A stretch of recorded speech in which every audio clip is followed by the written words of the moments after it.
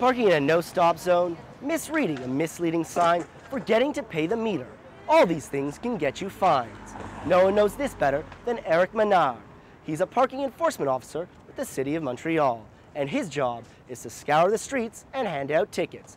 Laura Donapero spent time with the man behind the parking meter.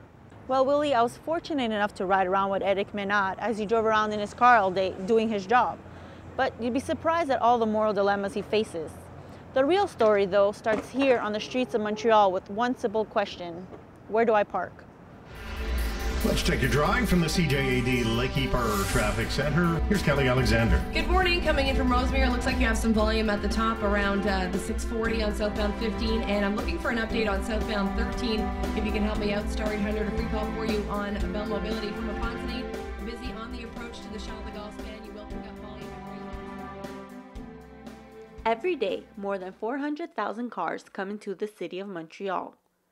Drivers have a few options: spend a lot of money to put their cars in a parking lot, or park on the streets and keep feeding the meters. One major problem with street parking is all the confusing restrictions. Just try to figure out what this sign is telling you. Or this one. Confused yet? Montreal has a total of 40,000 parking spots, roughly 1 for every 10 cars coming into the city. A few more than 16,000 of those spots are at paid parking meters. A meter works for 3 hours at a time and costs $3 an hour. A downtown parking lot can run you up to $30 a day, so a lot of people prefer meters. And that's where these guys come in. Montreal has more than 200 parking enforcers. They give people tickets, and often they make citizens angry, all while making sure people follow the rules and regulations. Parking enforcer Eric Menard is one of them. Every day he gets his equipment and his car and sets off to do his job.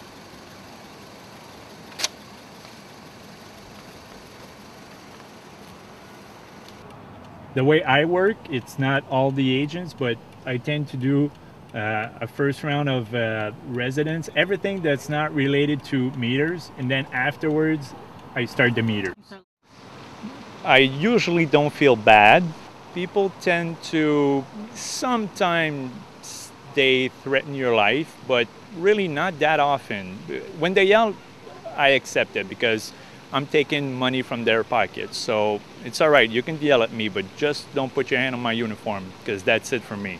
You're gonna be in a cop car real soon if you do that. When I see the person who's parking in a restricted zone, I go and tell them. And if that person says, give me the ticket, well, you were informed, you're gonna get the ticket. If the guy making the delivery is fortunate enough to leave before I'm finished, he's not gonna get a ticket. They don't know that the first instant in contesting is in writing. So you don't have to go to court. Menal says he hasn't had any knockdown, drag-out experiences, but he has had some close calls. In the beginning of my career, I was a rookie. It was, I think it was like 2 months in. I gave a ticket for a meter, and the kid came out and said, I was going to pay. Yeah, I'm sorry, the ticket's done. There's nothing I can do. You have to come by earlier. Come on, I know you can take it back. And I said, no, I'm sorry, I really can't. It's not the end of the world. You're not a criminal. You're just going to have to pay $37. No, I know you can take it back. And then 3 of his friends came by. So I was a little scared. So I called back up and I called the cops on the radio. And right then and there, he just took off instead. Yeah, I know you can. And he said a mean word and he just took off. And afterwards, the police officer didn't even go to try and arrest him or anything because he didn't touch me. So that's pretty much the hairiest situation that I've been confronted with. Menal now knows the no parking zones in his area off his head, but he does see why some people may get confused by them. I parked my car here this morning thinking that I could, when really I couldn't, because I saw the first sign, completely ignoring the second one. You read the first one, you don't think, okay, there's another one saying that you can't, when the other one says you can. And got a nice ticket because of it. But who's to blame? I'm mad at the people who put the sign there. It's not the people giving it to me that's the problem. They're not the ones who put the sign there. If a sign is too confusing for parking enforcers to understand, then they do not give a ticket. Instead, they mention it in their report, and an inspector will check it out and try to make the sign easier to understand.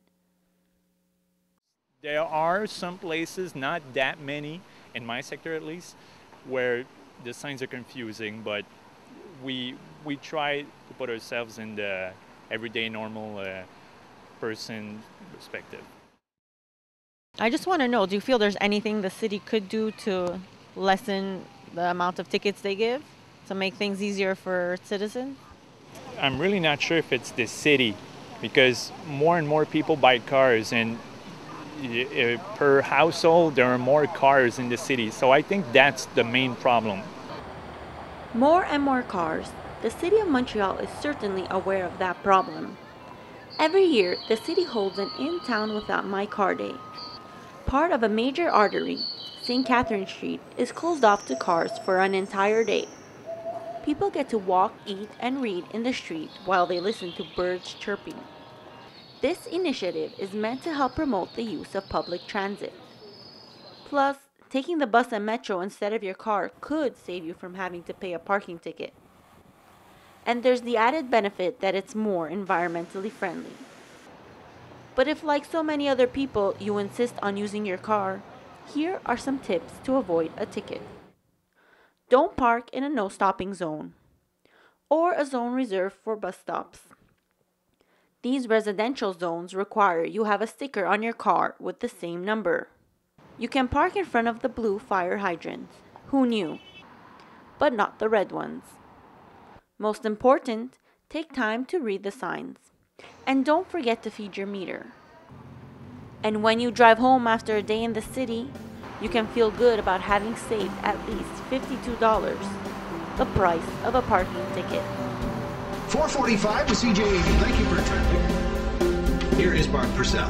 Thank you, Rick. With your CJAD Bridge Report, Champlain inbound is heavy from Taschereau, Mercier outbound back to the 20 wraps. Outbound tunnel solid from Yves Prévost, Jacques Cartier and Victoria will both cost you about 20 minutes each. 10 east is heavy from 11.